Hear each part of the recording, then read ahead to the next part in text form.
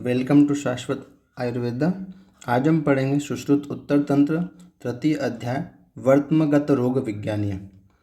वर्त्मगत रोगों की संख्या होती है 21। इसमें पहला है उत्संगिनी।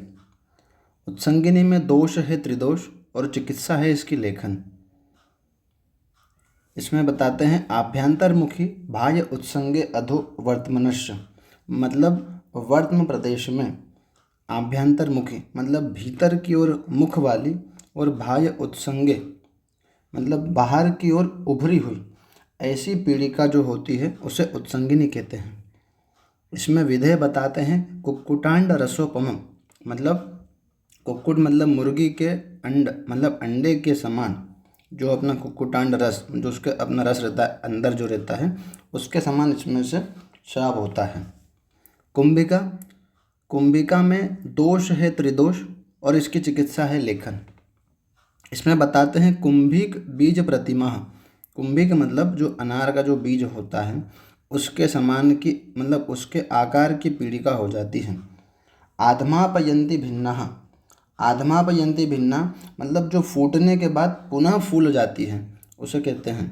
तो कुंभिका जो अपना होती है अनार के समान की पीड़िका रहती है और फूटने के बाद पुनः फिर से उत्पन्न हो जाती है। अगला है पोथकी। पोथकी में दोष है कफ, इसकी चिकित्सा है लेखन। अभी पोथकी की चिकित्सा लेखन है, यह क्वेश्चन यूपीएससी 2017 में पूछा गया है। इसमें बताते हैं रक्त सरसप सन्निभा, सरसप मतलब सरसों और रक्त मतलब रक्त के वर्ण की मतलब लाल वर्ण की, तो लाल सरसों के समान जो पीड़िकाएं होती है, सन्निभा मतलब उसके समान। वाग्भट बताते हैं इसमें श्वेत सरसप माने सफ़ेद सरसों के समान पीड़िका होती है। अगला देखते हैं वर्त्म शर्करा। इसमें दोष है त्रिदोष और इसकी चिकित्सा है लेखन। तो सुषमाभिर घनाभिर अभिसंवृत्ता खरा स्थूला, तो इसमें बताते हैं सूक्ष्म और घन मतलब जो एक पीड़िका है वह खर है और स्थूल है, मतलब जो एक पीड़िका है वह खर माने कर्कश और स्थूल मतलब अपना मोटी है वह एक पीड़िका। अन्य सूक्ष्माभिर घनाभिर मतलब सूक्ष्म अन्य छोटी छोटी पीड़िकाओं से जो पीड़िकाएं घन माने कठोर पीड़िकाएं हैं उनसे व्याप्त रहती है। मतलब एक प्रकार से जो एक अपना पीड़िका है जो खर है और स्थूल है वह अन्य सूक्ष्म और घन पीड़िकाओं से घिरी हुई रहती है, उसे कहते हैं वर्त्म शर्करा। मतलब एक बीच में खर स्थूल पीड़िकाएं हैं और वह आसपास से सूक्ष्म और घन पीड़िकाओं से घिरी हुई है। वाग्भट ने इसका नाम सिक्ता वर्त्म कहा है। अगला देखते हैं अर्शोवर्त्म।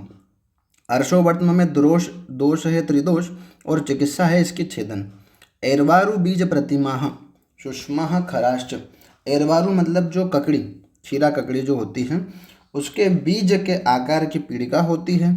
और सूक्ष्म खराश्च मतलब सूक्ष्म और खर तीक्ष्ण अग्र वाली ऐसी पीड़िकाएं उत्पन्न होती है, उसे हम अर्शोवर्त्म कहते हैं। इसमें आचार्य वाग्भट बोलते हैं छिन्नम छिन्नम च वर्धते, छिन्न मतलब उसको जब अपन काट देते हैं तो काटने पर फिर से वह उत्पन्न हो जाती है, तो छिन्नम छिन्नम च वर्धते इम्पोर्टेंट है क्योंकि यही बात आचार्य सुश्रुत ने वर्त्म अर्श में कही है। वर्त्मार्श में अभी हम पढ़ेंगे इसके बाद में शोणित अर्श उसमें कही है। अब अगला देखते हैं शुष्क अर्श। तो शुष्कार्श में दोष है त्रिदोष और इसकी चिकित्सा है छेदन। इसमें बताते हैं दीर्घ अंकुर खर और दारुण। दीर्घ माने बड़ी लंबी और अंकुर मतलब गोल ऐसी पीड़िका है अंकुर के समान की अंकुर सदृश और खर है, और दारुण मतलब कष्टदायक है भयंकर ऐसी पीड़िकाएं जो उत्पन्न होती है उसे हम कहते हैं शुष्कार्श। तो दीर्घ अंकुर खर और दारुण। अंजन नामिका, अंजन नामिका में दोष है रक्त और चिकित्सा है इसकी भेदन। दाह तोदवती ताम्रा मतलब इसमें दाह तोद, तोद मतलब सुई चुभौने के समान पीड़ा होती है। ताम्र माने ताम्र वर्ण की पीड़िकाएं होती है, वर्ण में ताम्र है वह। मृदवी मंदरुजा सुषमा, मृदवी मतलब मृदु है, स्पर्श करने पर वह पीड़िका कैसी है मृदु है। मंदरुजा रुजा तो है लेकिन मंद मतलब अल्प पीड़ा देने वाली है। सूक्ष्म स्वरूप की पीड़िका होती है, इसे हम अंजन नामिका कहते हैं। वाग्भट कहते हैं इसमें मुद्ग मात्रा असृजा मध्य व वर्तमनो अंते, अंजन नामिका। अगला देखते हैं बहल वर्तम। बहल वर्तम में त्रिदोष है, इसकी चिकित्सा है लेखन। इसमें बताते हैं पीड़काभिः समन्ततः सवर्णाभिः समाभिश्च, मतलब जो एक पीड़िका है वह समान रूप से, मतलब वर्तम के पूरे समान, एक समान पीड़िकाएँ एक समान वर्ण वाली सवर्णाभिः समाभिश्च, मतलब एक समान आकृति की और समान वर्ण वाली, मतलब त्वचा के समान वर्ण वाली पीड़िकाएँ जो वर्तम के चारों ओर अपना रहती है, उसे हम कहते हैं बहल वर्तम। अगला देखते हैं वर्तम बंध। वर्तम बंध में दोष त्रिदोष है और चिकित्सा इसकी लेखन है। न समम छादयेद अक्षि। न समम छादयेद अक्षि मतलब वह नेत्र को बंद नहीं कर पाता है, नेत्रों को बंद करने में कठिनाई होती है वर्तम बंध में। न समम छादयेद अक्षि। अगला देखते हैं क्लिष्ट वर्तम। क्लिष्ट वर्तम में दोष रक्त है और चिकित्सा इसकी लेखन है। इसमें बताते हैं अकस्मात् भवेद रक्तम। अकस्मात मतलब बिना किसी कारण के ही, सहसा। भवेद रक्तम मतलब वह जो उसकी पीड़िका है, नेत्र का जो अपना वर्तम भाग है, वह अकस्मात ही सहसा बिना किसी कारण के ही रक्त वर्ण का, रक्त से युक्त हो जाता है, उसे कहते हैं क्लिष्ट वर्तम। वर्तम कर्दम। कर्दम का मतलब होता है कीचड़। वर्तम कर्दम में दोष है त्रिदोष और चिकित्सा है इसकी लेखन। क्लिष्टम पुनः पित्तयुतम क्लिन्नत्वम आपन्नम उच्यते। तो क्लिष्ट वर्तम, यह इसमें क्या होता है कि जो पित्त से युक्त रहता है, तो पित्त से युक्त जो रक्त रहता है वह विदाह को उत्पन्न करता है और उस विदाह के कारण वर्तम भाग जो है वह कैसा हो जाता है, तो क्लिन्न। क्लिन्न मतलब आर्द्र, गीला, और उसे वर्तम भाग को वह क्लिन्न कर देता है, उसे हम कहते हैं वर्तम कर्दम। अगला देखते हैं श्याव वर्तम। श्याव वर्तम में दोष त्रिदोष है यह और चिकित्सा इसकी लेखन है। भायतो अंतश् श्यावम सुनम सवेदनम दाह कंडु परिक्लेदि। भायतो मतलब भाय जो है, वर्तम जो है, वर्तम का जो भाय है, और अंत, तो भाय और अंत मतलब भायतो अंतश मतलब बाहर की ओर और अंदर की ओर, श्याव वर्ण का, श्याव माने काला, और सुनम, सुन मतलब होता है शोथ, सवेदनम मतलब वेदना युक्त। तो वर्तम के बाहरी प्रदेश में भी और अंदर भी श्याव माने काले वर्ण का, शून मतलब शोथ और वेदना युक्त, ऐसा यह वर्तम प्रदेश हो जाता है। दाह कंडु परिक्लेदि, और वहाँ पर दाह, कंडु माने खुजली, और क्लेद से युक्त हो जाता है, उसे हम कहते हैं श्याव वर्तम। अगला देखते हैं क्लिन्न वर्तम।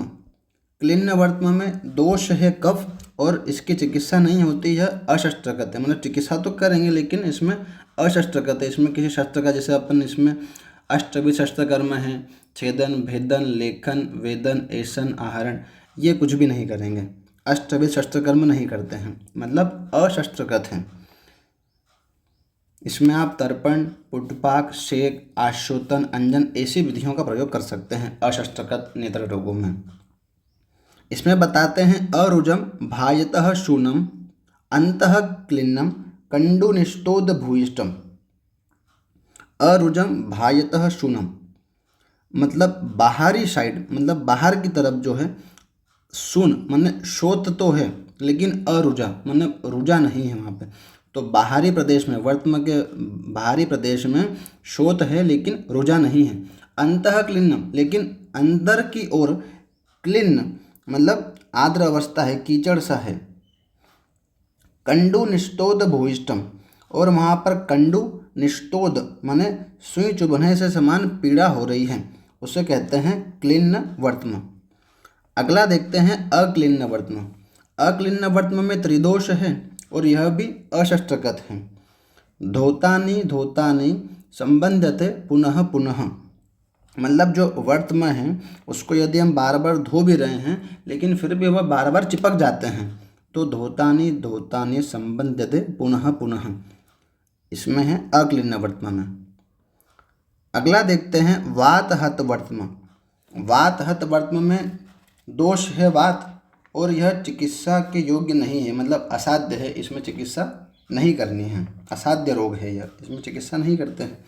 विमुक्त संधि निष्टेष्टम वर्तम यश्च न मिल्यते। तो वात के हद से मुक्त हुई संधि जो है, मतलब जो वात है उसके हद से मुक्त हुई संधि किसी भी चेष्टा से ठीक नहीं होगी। तो इसकी ऐसी ट्रिक बनाई थी कि वात के हद से मुक्त हुई संधि किसी भी चेष्टा से ठीक नहीं होगी।